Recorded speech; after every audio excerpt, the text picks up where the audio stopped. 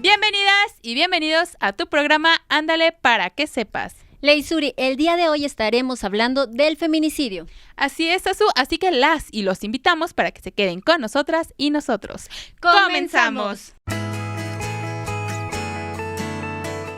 Específicamente, el tipo de asesinato en el que un hombre asesina a una mujer o niña por ser del sexo femenino se le tipifica con el término de feminicidio y se refiere a la forma más extrema de violencia que puede ejercerse contra las mujeres, donde se revela el extremo del abuso de los hombres hacia mujeres.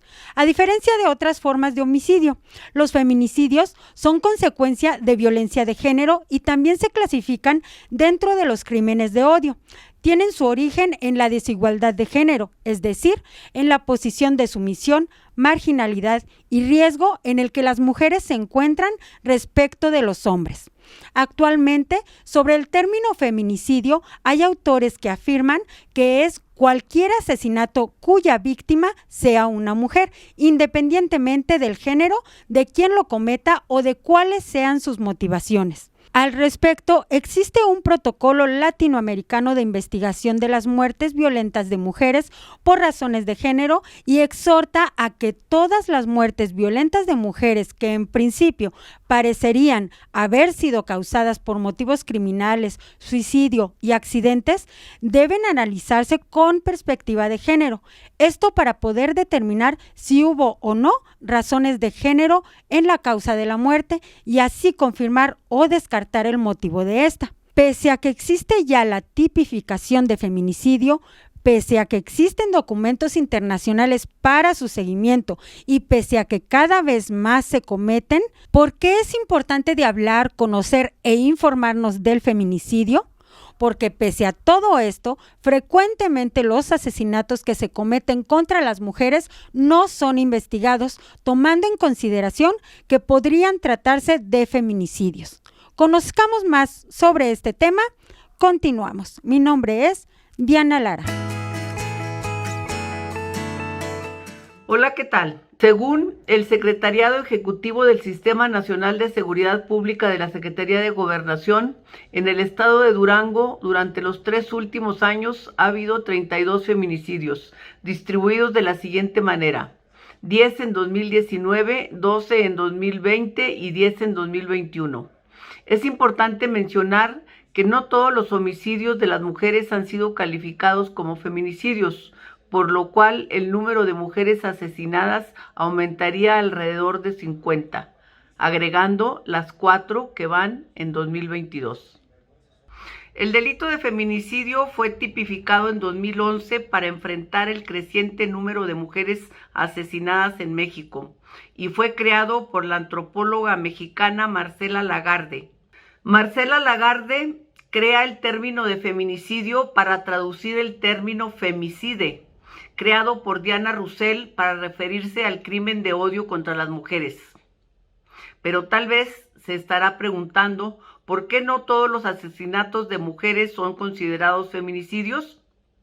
Porque solo se considera feminicidio cuando se priva de la vida a una mujer por razones de género. Y existen razones de género cuando se acreditan las circunstancias que menciona el Código Penal de Durango en su artículo 147 bis, que son las siguientes: el cuerpo de la víctima presente signo de violencia sexual, lesiones infamantes o degradantes o mutilaciones, previas o posteriores a la privación de la vida, o también si presenta actos de necrofilia. También si existen antecedentes que se han cometido amenazas, acoso, violencia o lesiones del sujeto activo en contra de la víctima.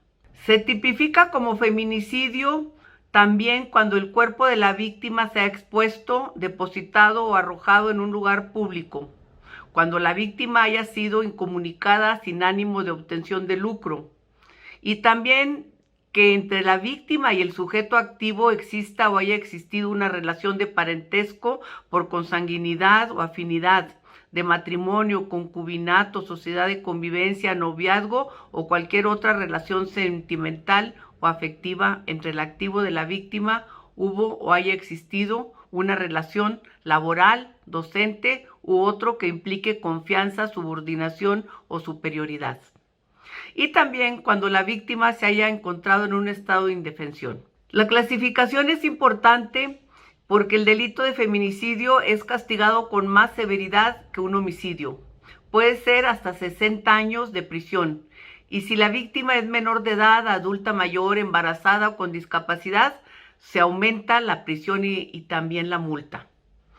De los feminicidios, la autoridad afirma que aproximadamente en un 90% se encuentran presos los feminicidas.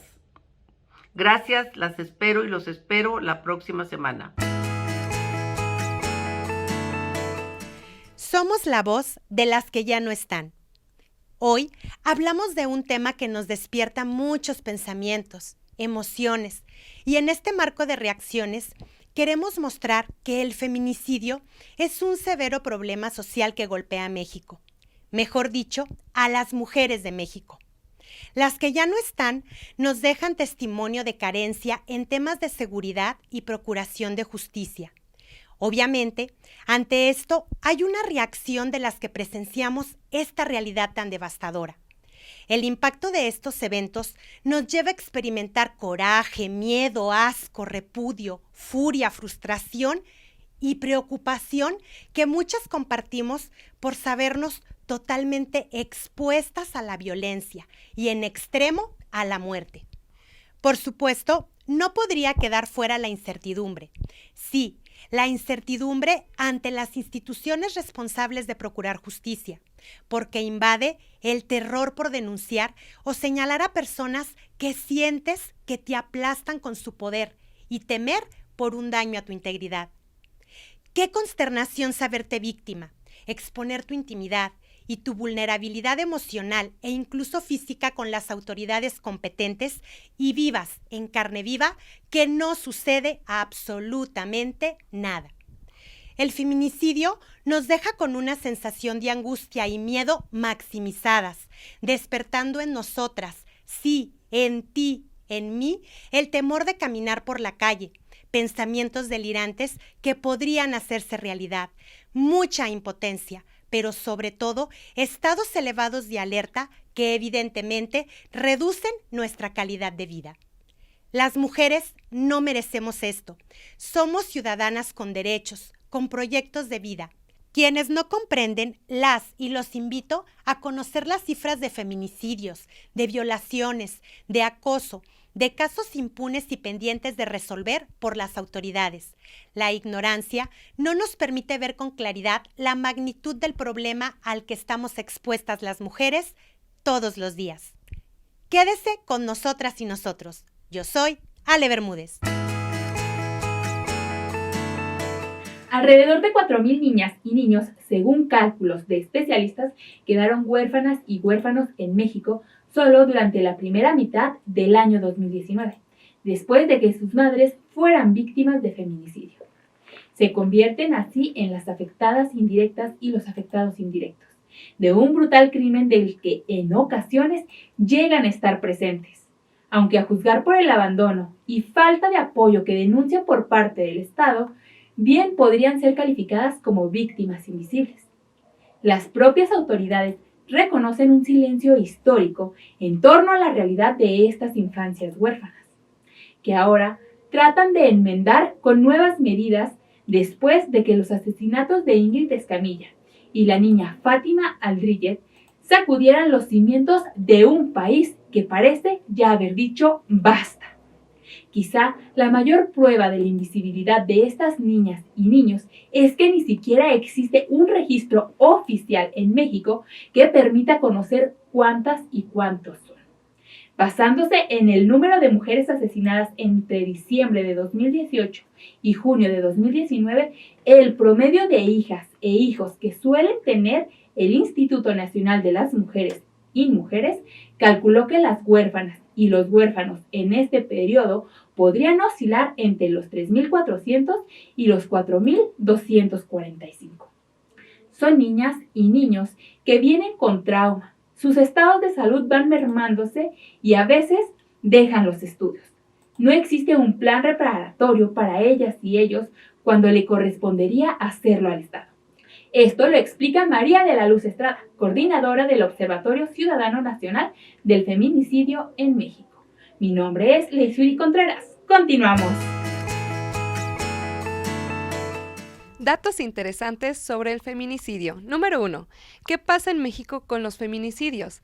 El país vive entre el horror por el alcance de la violencia física y la falta de determinación de las autoridades mexicanas para acabar con el feminicidio. Número 2. Feminicidio como delito en México. La impunidad fomenta el delito de feminicidio en México. El Estado de México ha acabado siendo tristemente célebre por los feminicidios ocurridos en los últimos años. Las víctimas no volverán, pero al menos podrían recibir justicia para sus familias. Número 3.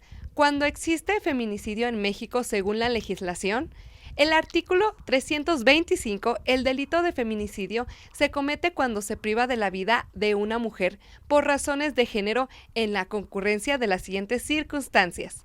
La víctima tiene signos de violencia sexual. La víctima ha sufrido lesiones o mutilaciones. Hubo relación sentimental de la víctima y victimario. Haya sufrido incomunicación, privación de libertad. Exhibición del cuerpo de la víctima en lugar público. Número 4. Consecuencias del feminicidio. Las mujeres mexicanas sufren consecuencias específicas sobre su salud física y mental. El ambiente feminicida provoca miedo generalizado, depresión, problemas de concentración, alteraciones del sueño, pánico social. Soy Diana Salazar. Continuamos. Te recordamos nuestras redes sociales que son Facebook, Twitter e Instagram en Ándale para que sepas y Ándale para que sepas TV, así como también el canal de YouTube Si hay mujeres en Durango. Continuamos.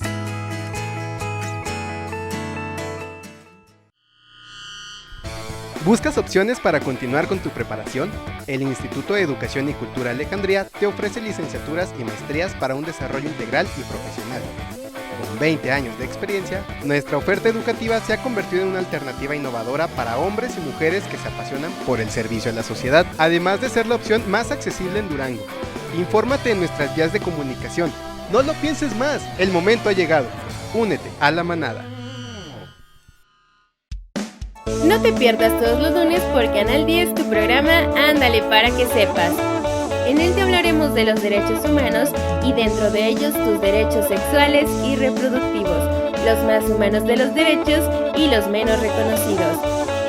Ándale para que sepas. Y si te lo perdiste nos puedes buscar en nuestro canal de YouTube Si hay mujeres en Durango. Ándale para que sepas.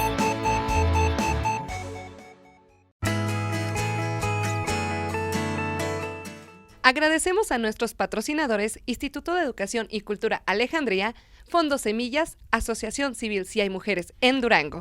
Y recuerden, este programa está hecho por alumnas y alumnos del Instituto de Educación y Cultura Alejandría. ¡Continuamos!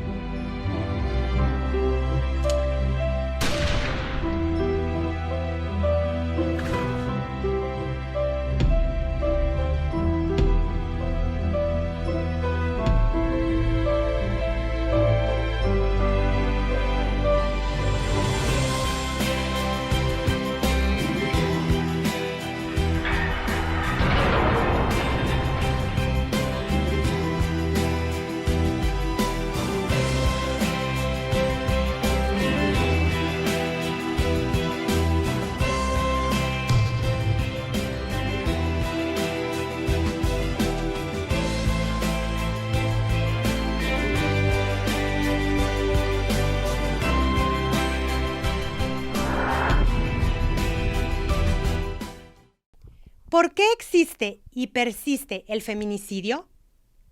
En primer lugar, la violencia es reproducida socialmente por la familia, los medios de comunicación, las escuelas. En cada uno de ellos se enseña y se aprende que la mujer tiene un papel diferente al del hombre, que ella debe de ser recatada, sumisa, cuidar de la casa, de las hijas, de los hijos, del marido, y en contraparte, el rol de género del hombre fuerte, que puede decidir, hacer lo que quiera, mantener la casa, cuidar de la familia. Por ende, se justifica socialmente que pueda ser violento con la mujer, pues él dirige la familia, debe poner orden y es quien tiene la última palabra.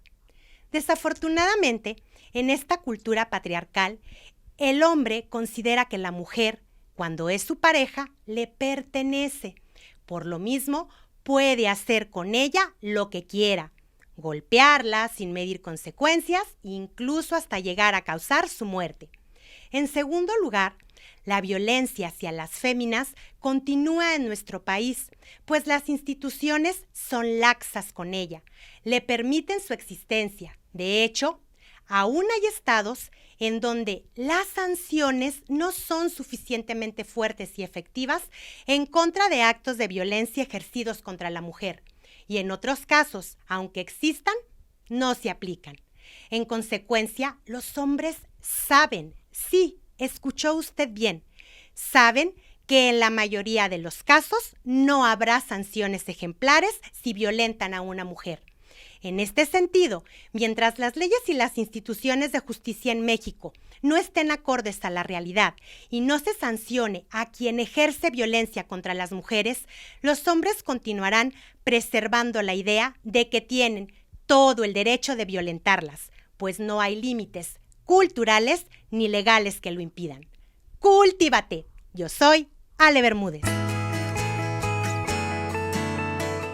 En enero del 2022, 76 mujeres fueron víctimas de feminicidio en México, de acuerdo con los datos del Secretariado Ejecutivo del Sistema Nacional de Seguridad Pública, la entidad con más víctimas de feminicidios en el Estado de México, con un total de 14 en el primer mes del año. Le siguen la Ciudad de México y Oaxaca, con 6 víctimas cada uno. Por otro lado, en Baja California Sur, Campeche, Durango, Guerrero, Hidalgo, Tamaulipas y Yucatán, hay registro de una víctima de feminicidio durante enero. La mayoría de víctimas de este año son mayores de edad. En el caso de Tamaulipas, solo registra una víctima y es menor de edad. En cambio, en Puebla hay solo 2 víctimas. Una es mayor de edad y otra tenía menos de 18 años. En algunos estados no está especificada la edad de las víctimas. Por otra parte, el femicidio tiene como significado ser una forma de violencia de género, que no puede reducirse a crimen pasional, sino un crimen que sufren las mujeres por ser mujeres. Y esa forma de violencia contra la mujer exige soluciones políticas por parte de México, que figura entre los países con más feminicidios. Soy Diana Salazar, continuamos. Bienvenidas y bienvenidos a Chupatesta. Las preguntas realizadas en este sondeo fueron: ¿cuál fue el año con mayor feminicidios en México? El 10% votó aquel 2018, el 40% aquel 2015 y el 50% al 2021.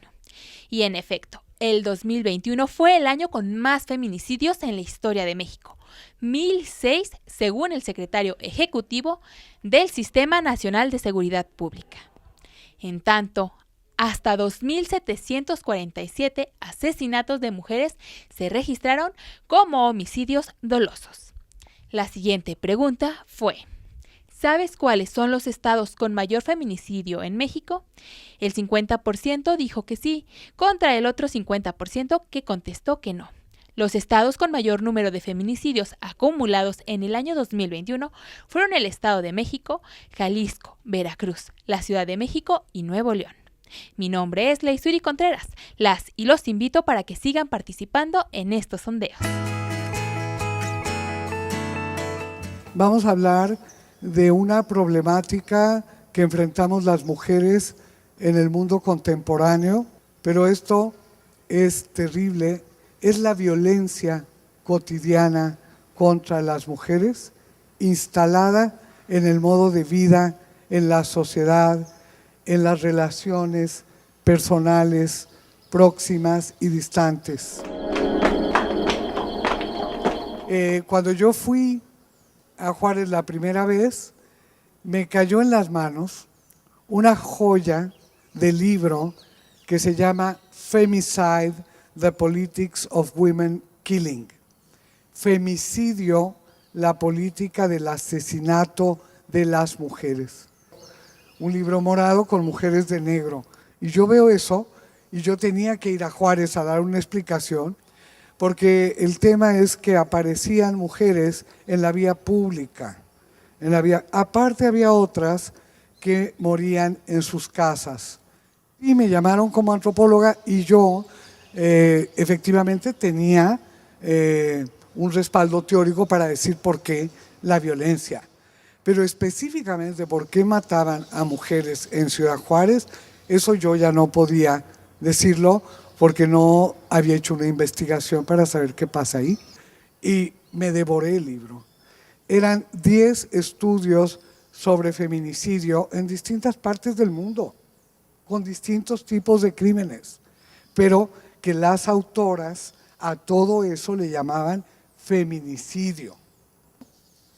Es un conjunto de crímenes contra mujeres que en algunos casos conducen a la muerte violenta de esas mujeres. Y yo dije, pues claro, lo que hay en Juárez es femicidio.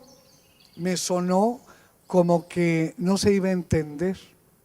Se iba a creer que solo estaba feminizando la palabra homicidio.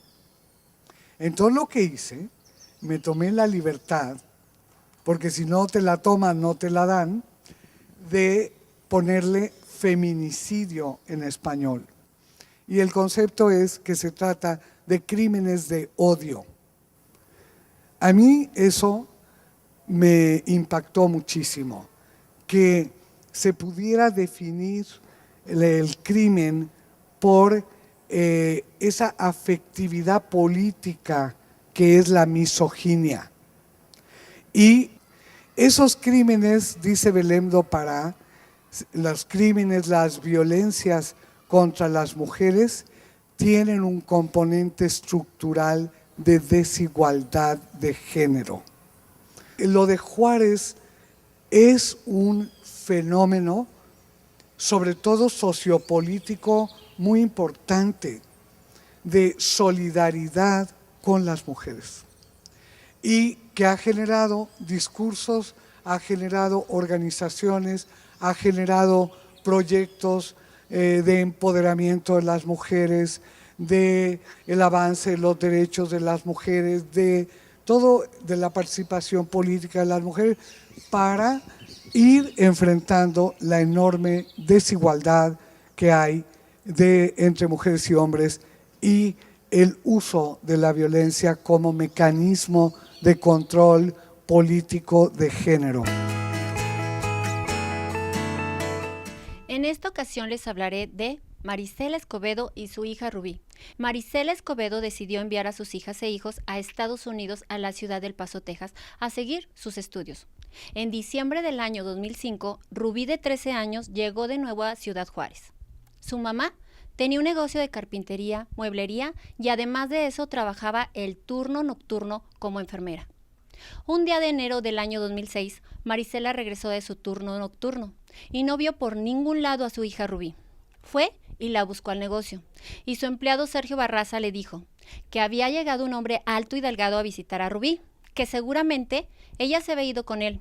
Marisela fue a las autoridades y cuando regresó a su negocio, Sergio Barraza ya no se encontraba ahí. Entonces fue hasta la casa de él y salió la esposa comentándole que podía estar en una habitación que él acababa de construir, y ella se dirigió a ese lugar. Llegando a la ubicación, se dio cuenta que allí estaban Rubí y Sergio. Su hija se fue a vivir con él. Fue entonces que Rubí se dedicó a vender discos piratas. Vivía violencia y malos tratos. Cuando Marisela trataba de acercarse a buscar a su hija, Sergio Barraza le llegó a quebrar el parabrisas de su auto, quitarle las placas para que no se acercara. Para el año 2007, Rubí se enteró que estaba embarazada y regresó a la casa de su mamá Marisela. Contrató nuevamente a Sergio Barraza en su negocio y les prestó una propiedad para vivir. Con el nacimiento de la niña parecía que las cosas iban mejor. Hasta el 29 de agosto del año 2008, todo cambió para siempre. Rubí para esa fecha ya se había salido de donde les había prestado su mamá y estaba viviendo con su hija en la casa de una amiga.